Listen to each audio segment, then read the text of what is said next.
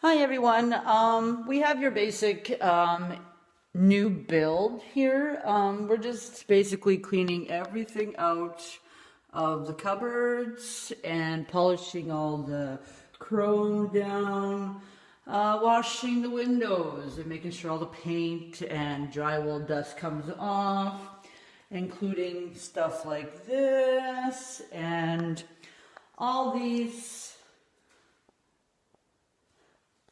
spots everywhere, just basically touching everything. Then you do the walls, all appliances get wiped down, floors. You can see how the floors are very, very dusty. So we would usually do them about 3 to 4 times to make sure that all that dust comes off. Doors, frames, again, we would go ahead and wipe all this dust off. Baseboards, plug-ins, everything that you see that is dusty.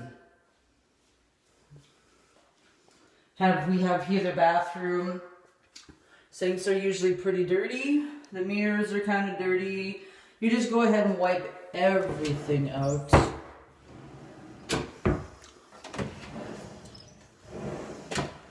You can actually see the dust on it.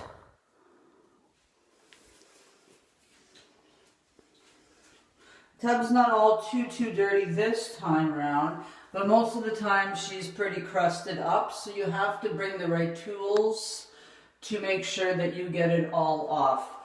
Drywall can stick to everything. Now, sometimes you have the mud as well, and fantastic, works wonders for that. We are all going eco-friendly now though, so we have our certain products that we use to take care of that. Next we have these floors here.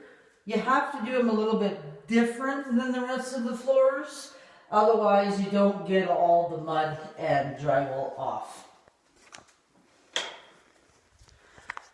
Now that being said, my name is Pamela Regier, and I would be happy to take any questions or comments in regards to any cleaning problems that you have. I thank you again and have a wonderful day.